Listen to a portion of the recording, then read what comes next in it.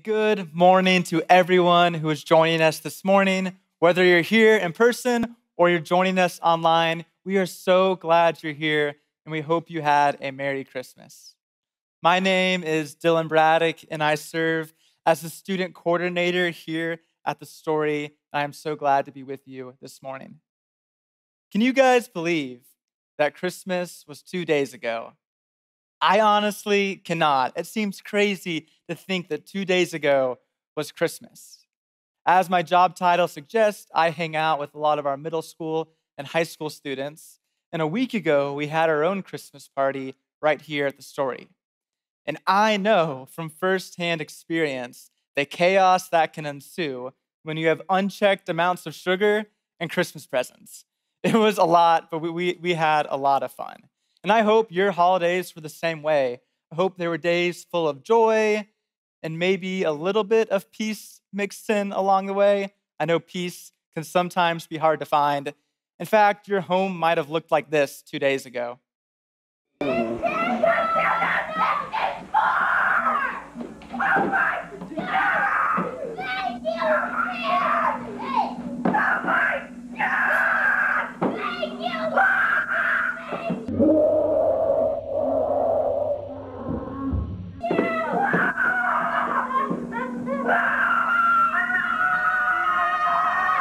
I think they're excited.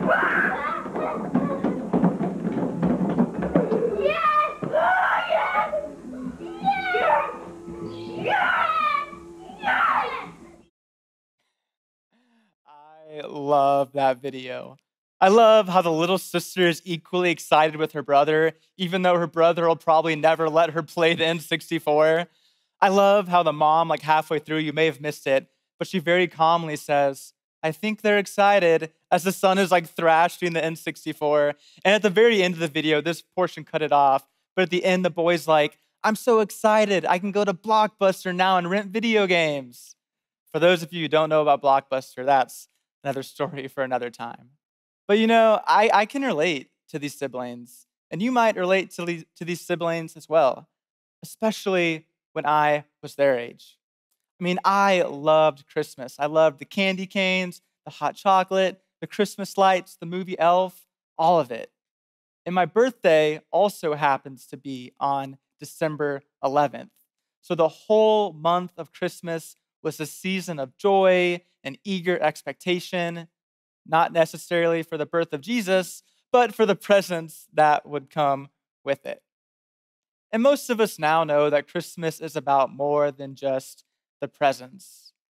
But I still think we all fall into this trap where our whole Christmas season culminates or climaxes with us unwrapping our gifts. And after we're done, we don't know what to do next, right? Like you open your presents and you're like, what now, right? The 26th and the 27th roll around, your family leaves, all you have left is empty boxes, dishes to wash, and Christmas lights to take down. And you have this like weird Christmas hangover, and you wonder like, what's next? Where do we go from here? Did I miss something this holiday season? Today, to answer this question, we are going to look in our Bibles and we are going to look at the story of some of the most neglected people in the Christmas story. And those people, in my opinion, are the wise men. Even though the wise men were the original gift givers, we often kind of leave their story on the side and just talk about the shepherds and the angels. But I believe the story of the wise men or the Magi can give us great insight on how we can move forward this year and go into 2020 the right way. So before we get started, we need to talk a little bit about our Bibles and talk about the two different birth narratives we get, one in the Gospel of Matthew and the second in the Gospel of Luke. Now, these stories do give us different perspectives and different details, but they do not contradict. Let me explain. So in Luke, we get kind of Mary's perspective on the birth of Jesus. Mary talks about finding out that she's pregnant. She talks about going to visit her cousin Elizabeth. She talks about the journey all the way from Nazareth to Bethlehem on a donkey and them not being able to find a place to stay. In Matthew, which is Joseph's perspective, basically summarizes all of that in 2 verses. He says, Mary got pregnant and Mary had a baby. Classic guy's explanation, right? The girl goes into all the details, and Joseph just says, yep, she had a baby. But today, we are going to be looking only at the book of Matthew, because Matthew is where we learn about the Magi from the East. So let's start with Matthew chapter 2, verses 1 through 3. After Jesus was born in Bethlehem, Judea, during the time of King Herod, Magi from the east came to Jerusalem and asked, "Where is the one who has been born King of the Jews? We saw his star when it rose and have come to worship him." When King Herod heard this, he was disturbed, and all of Jerusalem with him. So to start today, we're going to actually begin with a little debunking so we can establish who the real Magi or wise men were. And when I say the word wise men, you probably already have this classic nativity scene image in your head. Here's one that my wife helped me draw sometime this week.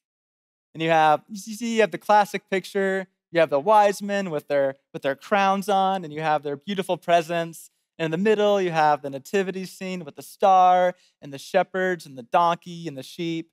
And this is how we usually think of the wise men. But I hate to say it, this probably isn't actually what this scene looked like. And let's start with the wise men. Why are they wearing crowns? Were they kings? The word for magi in our New Testament is magos. And even though we often translate this to wise men, a more correct definition is magi. Because you see, magos is the same root word for the word we have for magic. So a more proper definition of magi would be sage, magician, or astrologer. So we have no reason to believe these men were kings, and they probably weren't wearing crowns. So let's have a second version of this picture with no crowns this time. So this looks a little better, right? The Magi are still there, but they have no crowns on. But there's also another problem. As I said, the stories of the shepherds and of the donkey and all of that, that's found in Luke, not Matthew. The story of Luke tells about the day Jesus was born, but Matthew tells a story about after Jesus was born.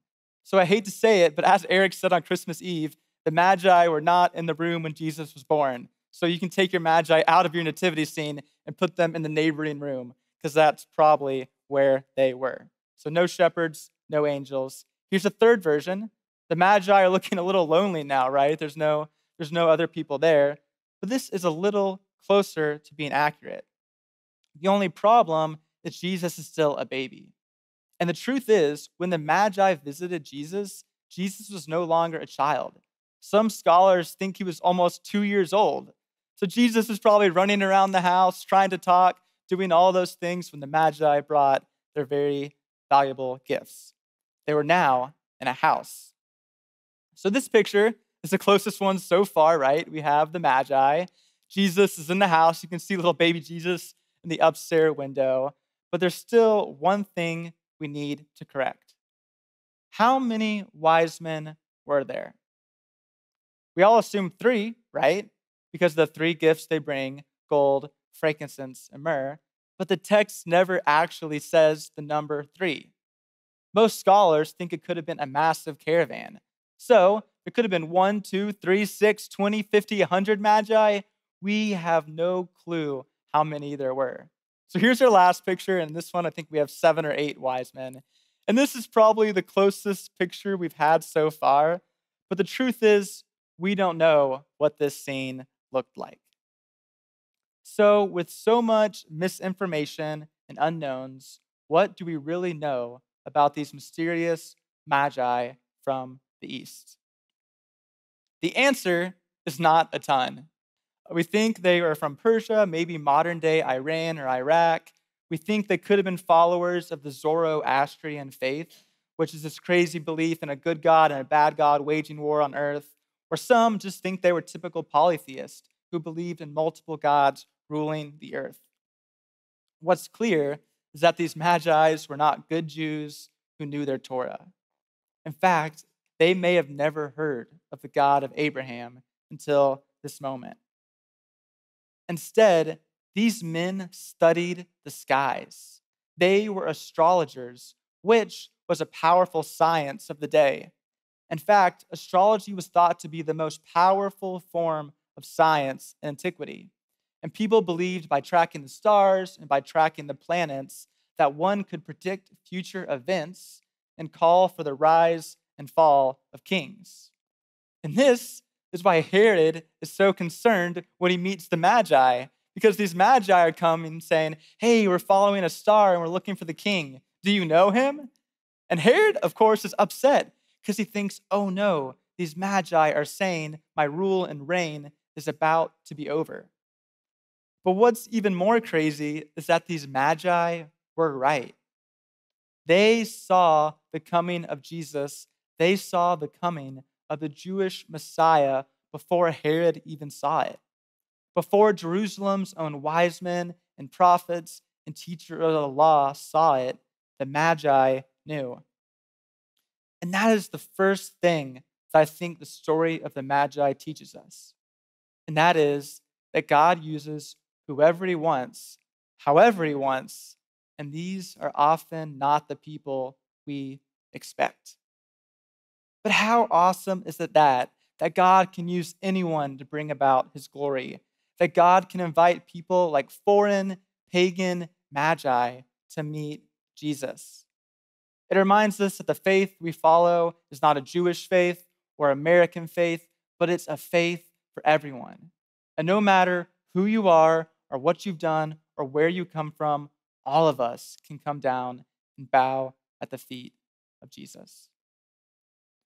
But the thing that fascinates me even more than the Magi is this star they followed in the night. Like, where did the star come from? And this week, it also made me think, like, if God could use a star to lead people to him, what other unusual things could God use today to lead people to him? Because while I believe that God's truth remains unchanged throughout time, I believe that our means of sharing it does change as time and technologies change. I mean, think about Christian history, right? You have the early church. You have people like Paul going all throughout the world, sharing the gospel and writing letters that are read to whole congregations. And then you fast forward a couple thousand years later, and you have the Reformation. And they have this powerful new technology called the printing press. So for the first time, they're able to print their letters and send them to people, as well as translate the Bible for the first time in a language people can read for themselves. That was a game changer, and it changed the way Christianity was spread. And if we even go to more modern day, think about the first and second great awakenings in America and the religious revivals of the 1950s and 60s. God used great speakers like Billy Graham to lead these massive revivals in tents and parking lots and stadiums all across the world to lead people to Christ. Now, many believers today mourn as some of these more traditional methods, such as revivals, seem to no longer be as effective. They blame this new godless generation for not being spiritual or the evils of TikTok. But part of me wonders if people have just changed their opinions or changed the ways they experience the gospel. I mean, think about this hypothetical. Say you have a friend who has doubts and questions about God, and they're seeking, and they're hungry, and they want answers. And you invite them this July to a parking lot in the middle of Houston where a traveling evangelist is going to come in for one day, share the gospel, and leave. Do you think your friend would come to that event? I mean, maybe, I'm not sure, but I feel like that's a hard ask. But imagine the same friend who's having doubts and questions about God also has an hour-long commute to work every day. What if you said, hey man, instead of listening to sports radio or talk radio this morning, check out this podcast or check out the sermon my pastor gave last weekend. I think this will really speak to you. I think they'd be much more likely to take up that opportunity than go into a classic revival. So the problem is not that God is no longer speaking or that this generation is lost, but maybe God's means of sharing the gospel have changed with the times. A couple months ago, a few prayer volunteers and I started a prayer group that meets online for a time of silent reflection and centering prayer. When we started this group, we had no idea who would sign up or if anyone would even come. So we did registrations. And along the way, I saw a man named Alex from Switzerland signed up to join us. And I'd never met Alex, and I had no idea how he was in Switzerland, but I didn't really think much of it. But at our first meeting, Alex came, and I could tell he had an accent. And he was very generous and very grateful for allowing us, for us allowing him to be there. I was like, of course, man. Like, I'm glad you joined us. I'm so glad you were here. And that was kind of the end of it. But after we hung up on the Zoom call, I kept thinking more and more about Alex. I'm like, who is this guy from Switzerland? And how did he find our random prayer group? Like maybe he was a member of the story a couple of years ago, or maybe he's a displaced Houstonian now living overseas. So I sent him an email that morning just saying, hey, what's up, Alex? Like, what's your story? How did you find out about the story? I sent the email, went to bed, and woke up the next day to a surprise. Alex said he's never lived in Houston. He's only visited the States a couple times, living in Dallas for a couple years. And he had never heard of the story until a couple of months ago. What was even more remarkable is his journey on how he found the story. Check this out. So he was watching a video with Kurt Thompson on the Trinity Forum. It's a YouTube page, and they were interviewing Kurt Thompson about the topic of shame, which Kurt is an expert on. And he liked the video so much that he went on a YouTube rabbit trail, which, be honest, we've all been on. And he looked up multiple videos of Kurt Thompson talking about shame and other topics. Through this, he came upon one video with Kurt Thompson and Eric Huffman talking about shame. Through this, he found the Maybe God podcast featuring Eric interviewing Kurt Thompson. Then he typed in Eric to Google, like we all do when we have questions. And then he found the story website and learned about our community. Through that, he went to the prayer and care page and found our centering prayer group. And even though he lives in Switzerland and knows no one in our congregation, he signed up to join us in prayer on Thursday mornings. Well, for us, Thursday mornings. For him, it's sometime on Thursday afternoons. And Alex has now joined us for most of our meetings this semester, and he says it has helped him rekindle his faith in this trying year. I was talking to Alex this week over email, asking if I could share his story, and he shared this quote that I want to share with you guys. He said, in Switzerland, I still have not found a Christian community which I can call my home. I have been living in a state of isolation for a long time, in particular this year as a result of the corona lockdowns and restrictions. But this year has turned out to be a blessing in a variety of ways. This prayer group, in essence, is God's answer and response for my plea for community with other Christian brothers and sisters. Isn't that incredible? That a church can find someone through something like a church website, a YouTube channel, a prayer group, and all those things ultimately lead to a real encounter with Christ. Isn't that why we're here? Isn't that the reason the church is here? To lead people to encounter Christ on a daily basis? And we did that through something like YouTube. YouTube or a podcast, just like a star, can lead people to Jesus and invite them into this life-changing story. Now, you might say, this is great, Dilan, and that's a really cool story, but weren't the Magi followers of a different faith? Or weren't they living in a different worldview? How can God use things like that to lead people to Him? Now, I want to introduce you to someone else, a man named Aleister Mcgrath, who is a scientist who grew up in Northern Ireland during the 1960s. Now, from a very young age, Aleister considered himself an atheist, and he saw no need for religion.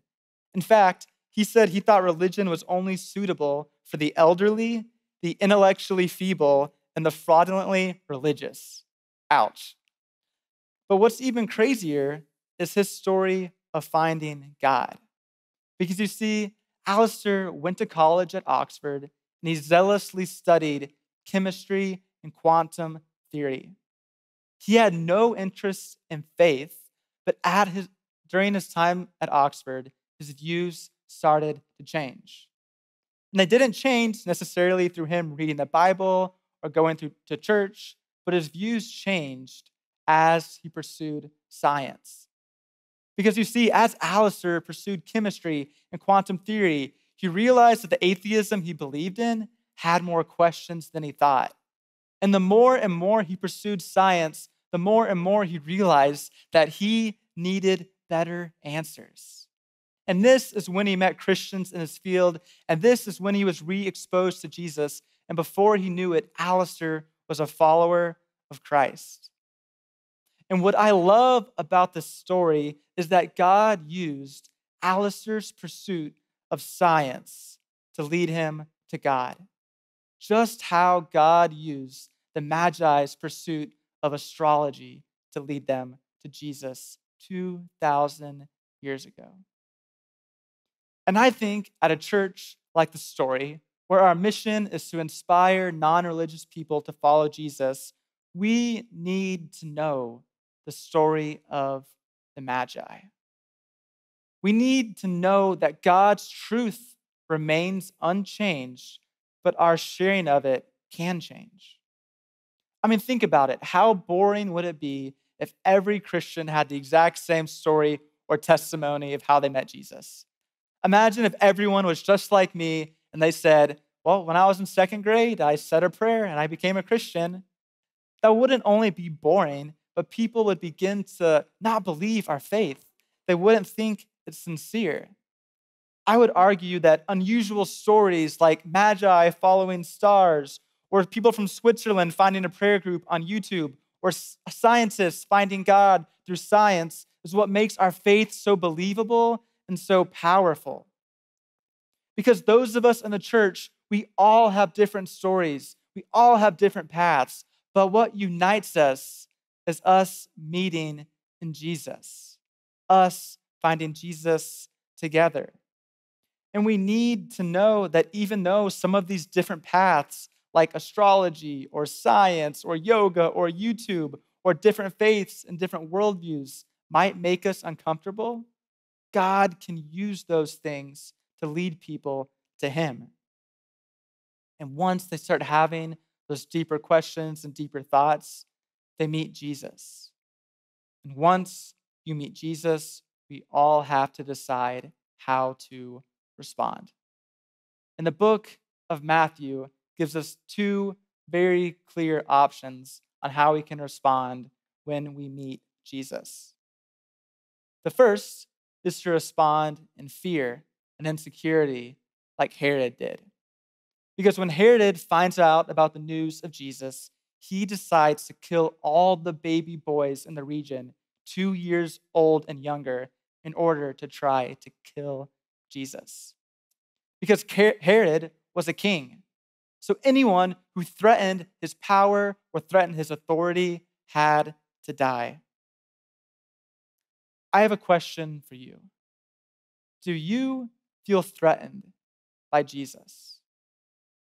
Now, I'm not saying you're going to hatch a plan to kill all the babies in the region, but I do wonder how we respond when we hear the news that there is another king in town, and that king is not you.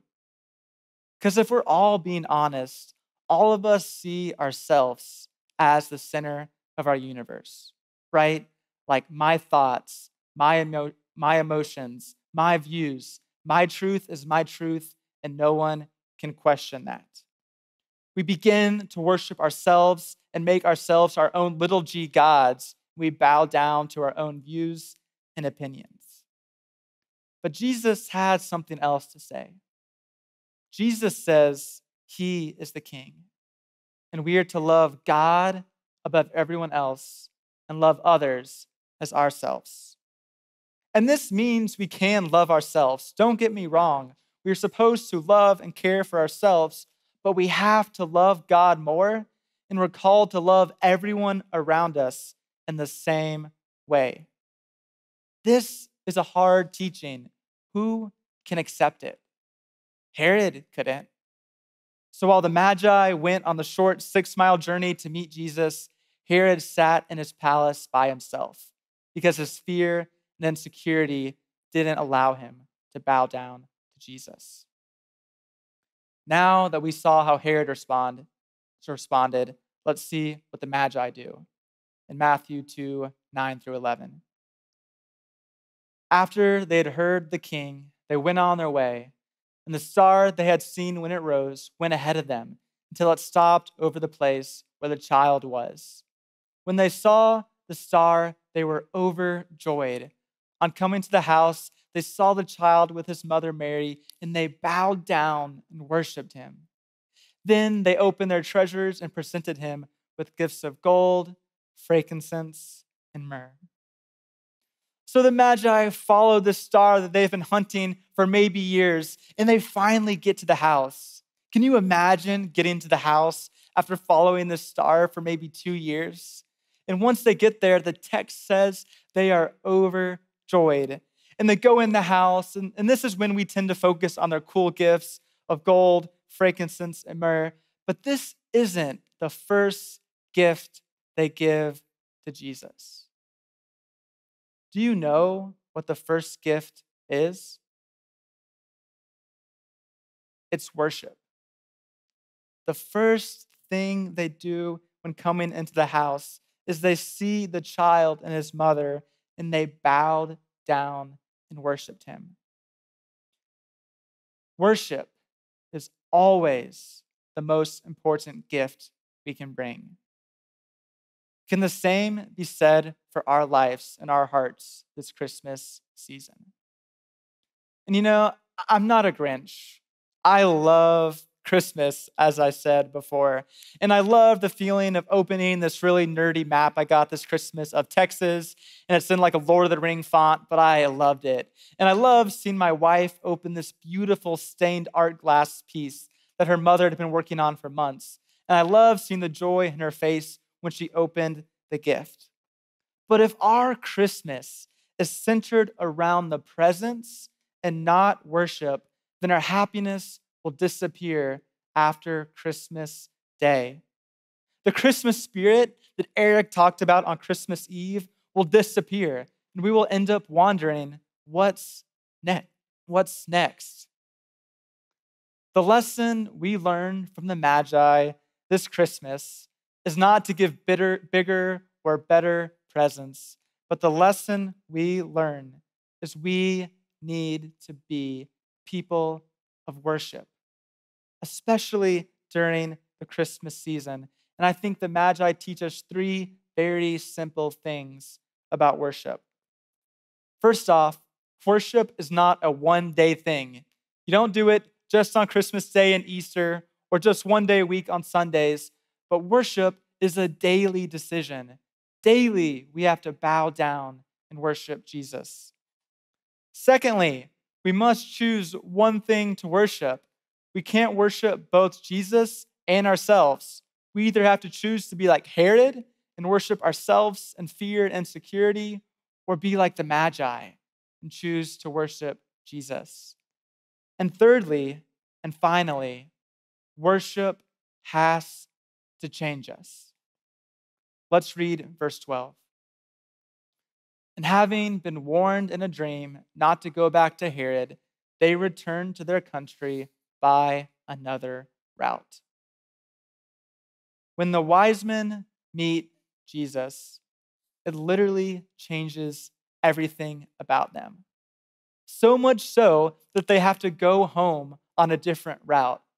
Because you see, the Magi no longer worshiped the idol of politics or King Herod. The Magi no longer worshiped the star in the sky.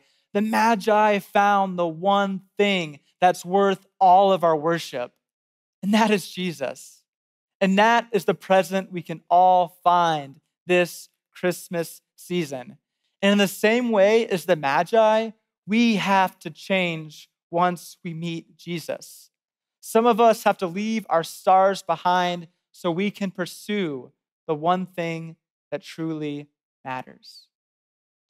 In a word to some of our friends who still feel like they haven't met Jesus, that feel like they're still searching for their star and still following their star in the sky, all I would ask you to do is to keep searching, keep pressing, keep asking good questions, because I promise Jesus is nearby. I would encourage you to join us here at the Story for our next sermon series as we talk about the meaning of life. I would encourage you to join us for one of our small or discipleship groups, because I promise, if you keep searching, you will find Jesus. So keep following that star. And for those of us here who have found the star, for those of us who have found Jesus, what road are you taking home this Christmas season? As Eric said, I think we all really needed Christmas this year. We all got here on this really weary road that was marked by suffering, fear, anxiety, doubt, depression, hostility, and I feel like we almost barely made it to Christmas. But the good news is we made it. And we made it to Christmas Day, and I pray you experience the hope, joy, and peace that only Jesus can provide. But now that you've experienced Christmas, how are you going to go home? How are you going to move forward? You can't stay on Christmas break forever. Are you going to go back on the same road you came here on? That road of 2020 that was full of baggage? Or will you carve a new road? A road that is marked by worship, love of God, and love of one another as we love ourselves. I pray this Christmas that we learn a lesson from the Magi. And that lesson is not that we need to give better Christmas presents, but that lesson is we need to be people of worship. So let us worship Jesus, worship daily, and let our worship change us. Would you pray with me? Dear Lord, I thank you for the joy of Christmas season. I thank you that we all made it here after a 2020 that just felt like it would never end, God. But we've made it. We've made it to Christmas, and we've experienced you in hopefully a life-changing way. And I pray that as we look towards the new year, as we look towards 2021, that we would carve a new path home, that we would take a new road into the new year, that we would be joyful messengers of your good news, who worship you with everything we have and share this good news with others, Lord. Let us not go back and be the same people we were in 2020, but let us joyfully skip forward into the new year, dancing the medley of the good news you have given, Lord. I pray that we are followers who are just so in love with you that we cannot help but share this good news with one another. And Lord, for those here that are still searching or still have questions or still aren't sure about this Jesus character, Lord, I pray that they would keep searching, that they would keep asking good questions, and that they would find you, Lord. We know that you are nearby, God, so we pray that those who are searching would find you. Lord Jesus, we thank you for this day, and we thank you for the gift of you. In Jesus' name, amen.